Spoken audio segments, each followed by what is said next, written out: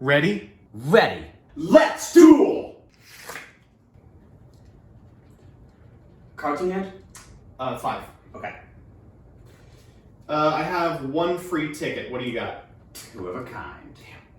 GG's, dude. GG's.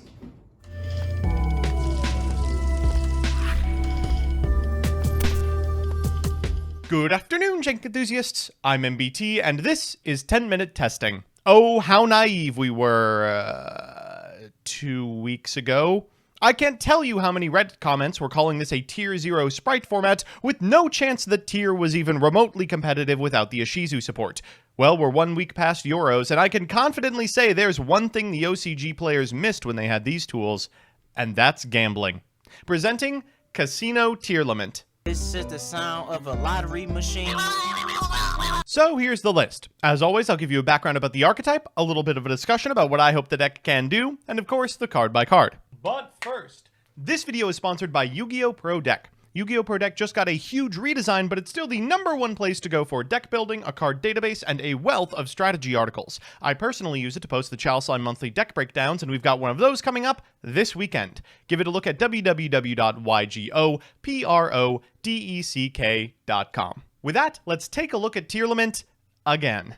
If you missed my last 10-minute testing, let me give you a quick refresher. Tearlament is a series of mostly aqua dark monsters that, if sent to the graveyard by a card effect, perform a fusion summon using both themselves and at least one additional monster from the hand, field, or graveyard. Initial builds, like mine, were designed to open an extremely consistent suite of summons that allowed for 2 to 3 fusion monsters a turn, mostly the Tearlament bosses, Predaplant Dracostapelia, and Shadow Winda. As the format evolved, however, it became clear that that wasn't good enough to compete with Sprite and MathMech. In the lead-up to Euros, however, a group of truly evil alchemists devised a build with the capacity to make even the most broken Sprite builds look like Exosister. This build, called Danger Tier or Curious Tier by the Philistines that name Yu-Gi-Oh! Decks, does a little more than previous piles. Eschewing low-impact single-use hand traps entirely, this build aims to just get really lucky. By using the dangers, the Tearlaments in your hand become potential playmakers, and by playing a wide swath of typings, these cracked cryptids can consistently make Curious, which is flexible enough to send a Tier if you haven't found one, or a Snow if you have.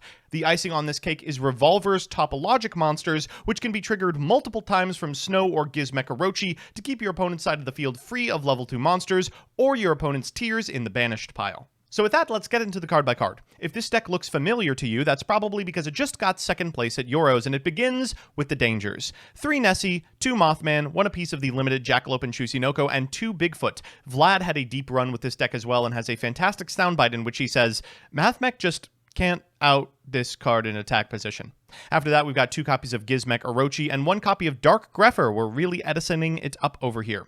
We've got a Fairy Tale Snow, fun card to take off the list, followed by the Tearlament's 3-piece of Rhinoheart, Sheeran, Havnus, and Merly. I am never going to remember these names. We've got 2 copies of Pot of Desires, and because we've cut all of the hand traps, 3 copies of Dark Ruler No More, and 3 copies of Super Polymerization. They do a pretty decent job at cleaning up gummy board states. We're playing 3 copies of Pararolino, another card I'm never going to pronounce correctly, a Terraforming to Search It, Instant Fusion as a power spell alongside Reinforcement of the Army, Foolish Burial, Called by the Graven, Galaxy Cyclone. Because you do so much incidental milling, it usually winds up in the graveyard, where it is perfect to banish for a face-up copy of Mystic Mine that your opponent has landed. We saw a lot of that this weekend. Finally, we've got 2 copies of Sullik.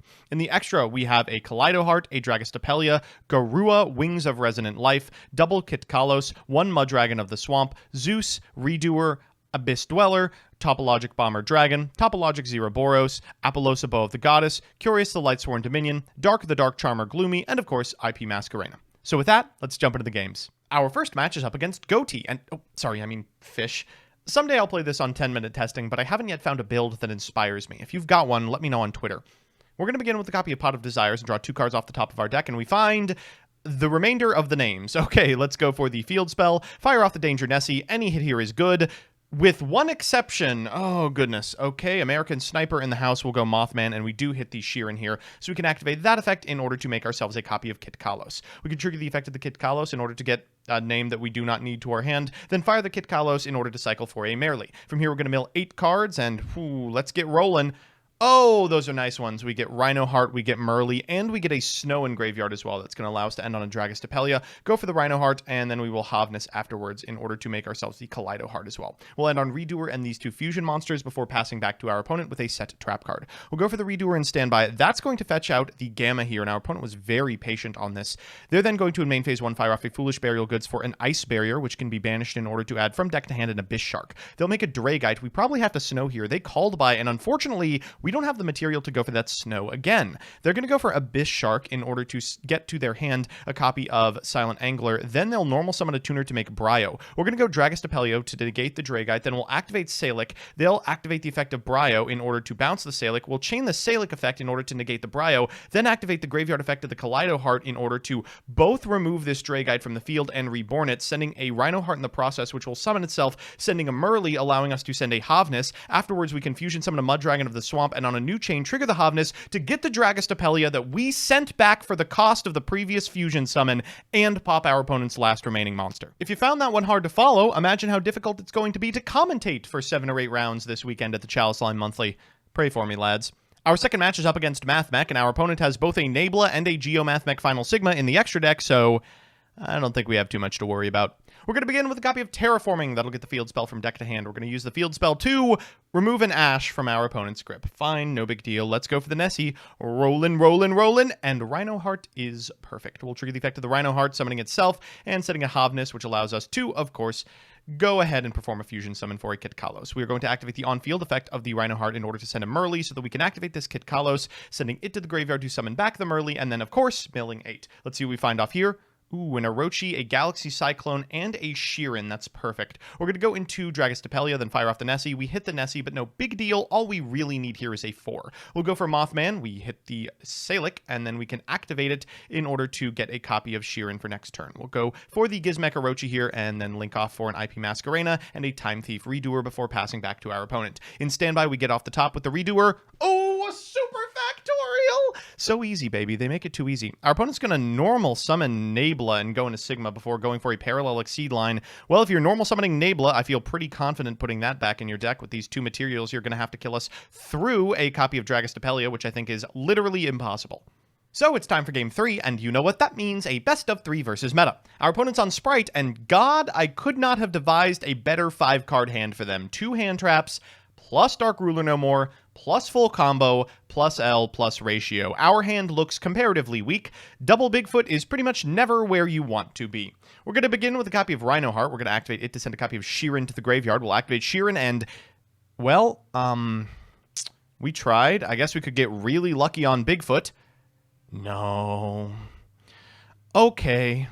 Well, before we go to game 2, let's let our opponent play it out. They're going to go for Deep Sea Diva and then special summon a copy of Sprite Blue. Afterwards, they're going to get a copy of Sprite Jet to hand. And, ooh, you know, we might have something here. Let's go for the Super Poly. We're going to use the Bigfoot that we discarded to destroy one of their remaining monsters. Then we'll use the Rhino Heart in order to send a copy of Havness. The Havness will be able to summon a copy of Kaleido Heart from extra, which will allow us to get rid of that Sprite Blue. They go for the Ghost Ogre and Snow Rabbit. I think they might have misclicked until I see they were trying to goad me into making my 5th summon so they could go for the Nibiru in their hand. Wow, crazy back and forth for a game that looked absolutely lost. And oh, man! Decent draw off the top.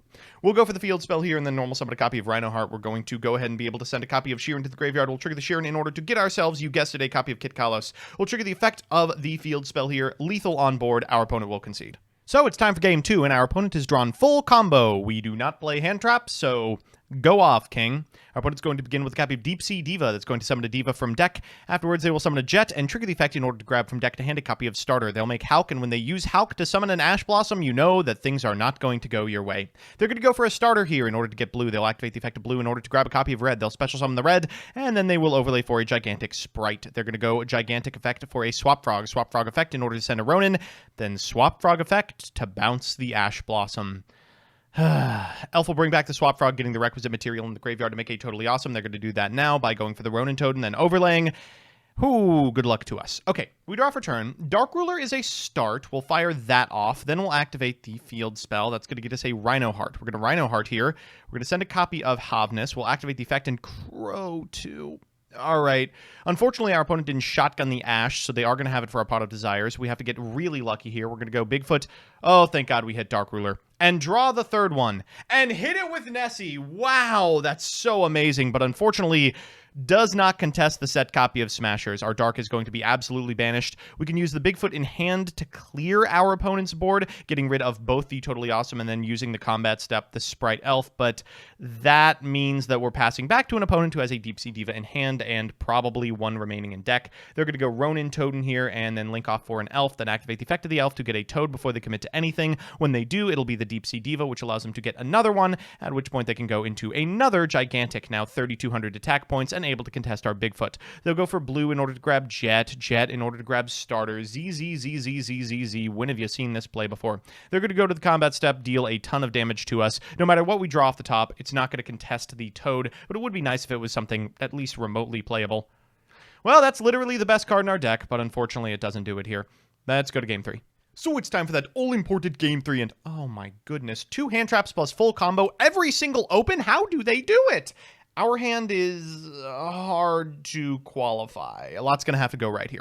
We're going to go for the Rhino Heart. We're going to send a Havnus. They let our Havnus resolve. Thank you. To go into a Kitkalos. The Kitkalos is going to grab from deck to hand the Havnus before we activate Kitkalos effect to do the old yoinky sploinky, getting a Myru to our side of the field and milling 8 cards in the process. These are going to have to be good. Oh, and they are. Solic will trigger alongside Rhino Heart. We're going to go ahead and get ourselves a copy of Sheeran, and then pitch that Havnus, activating Sheeran to summon itself, mill a couple, and go for a redoer. We're going to go for the Nessie at the end of the chain. We hit the Nessie. We'll go for the Jackalope afterwards, so we are guaranteed a material on board. And what do you know? We also get to cycle this Dark Ruler no more for a Paralino. We get to end on Havnus, plus redoer, plus a big vanilla token. Oh boy, this is death. This is absolutely death. Our opponent's going to begin with a copy of Diva. They're going to activate the effect to summon a Diva from deck. From here, they can easily go into a Sprite Elf. They're going to activate the effect of the Elf. We can Havnus here, but they have the Ash Blossom to negate the effect. Afterwards, they will summon back the Deep Sea Diva, go into a Gigantic Sprite, and wait, this is a pretty huge choke for them. We can go for the Snow Engrave. They'll Crow. We'll Snow. They'll Called, but we have enough material to snow one additional time and then tuck that bad boy face down. Hold up. We're still in this. We're still in this. Okay, they'll pass back to us. Oh, and that's an interesting one. We'll go for the Bigfoot here. We do hit the Havnus. We get to draw a card, and it's Pot of Desires. We're going to go for Mud Dragon, fire off the Pot of Desires. We draw off the top of our deck.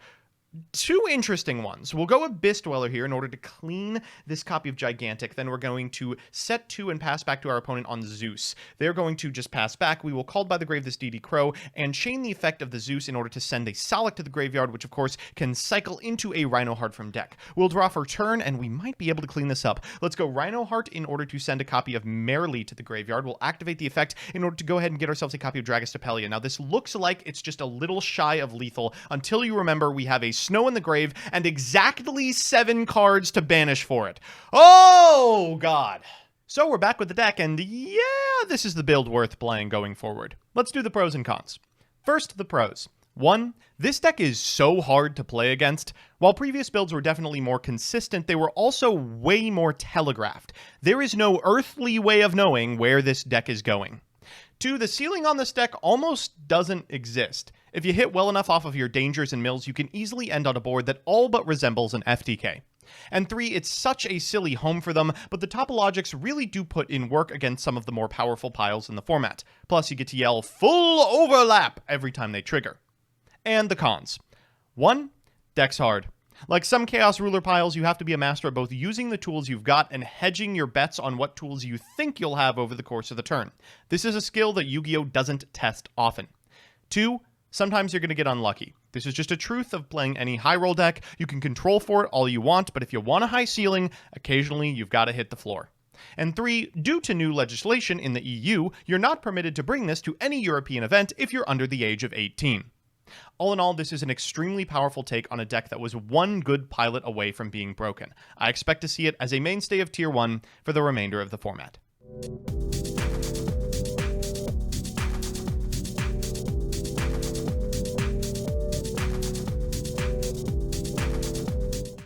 Ready? Ready. Wait, shit.